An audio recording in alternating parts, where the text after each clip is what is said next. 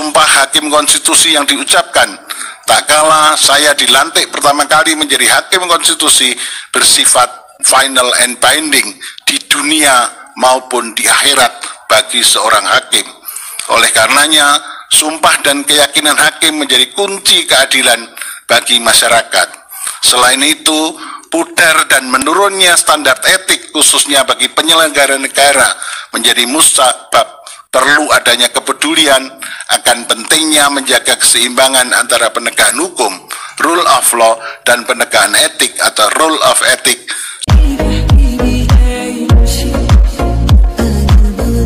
Assalamualaikum warahmatullahi wabarakatuh. Saudara sekalian, bergemuruh naluri demokrasi, bergetar nurani demokrasi ketika Hakim MK Arif Hidayat dengan tulus membacakan dissenting opinion.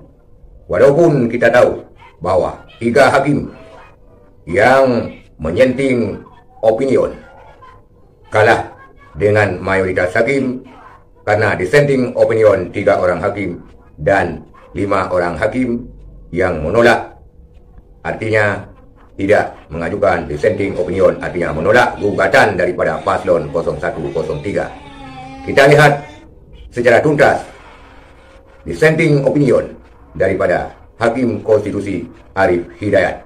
Inilah selengkapnya. Itu harusnya dikabulkan. Konklusi, Mahkamah Konstitusi semestinya berwenang untuk mengadili. Kemudian eksepsi termohon dan pihak terkait tidak dapat diterima dalam pokok permohonan, mengabulkan permohonan untuk sebagian, memerintahkan untuk dilakukan pemilihan suara ulang di provinsi yang terbukti, Provinsi DKI, Provinsi Jawa Barat, Provinsi Jawa Tengah, Provinsi Jawa Timur, Provinsi Bali, dan Provinsi Sumatera Utara.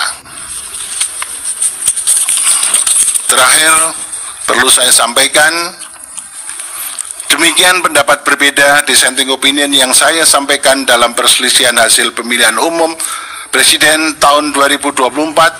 Hal ini saya lakukan sebagai wujud tanggung jawab moral dan penilaian profesional atau professional judgment sebagai seorang hakim konstitusi sekaligus sebagai akademisi yang independen yang memutus sesuai dengan kewenangan serta kemampuan dan kapabilitasnya yang kelak akan saya pertanggungjawabkan kehadirat Tuhan Yang Maha Esa, Allah Subhanahu wa Ta'ala, sebagaimana sumpah saya sebagai seorang hakim yang perlu saya bacakan pada kesempatan ini.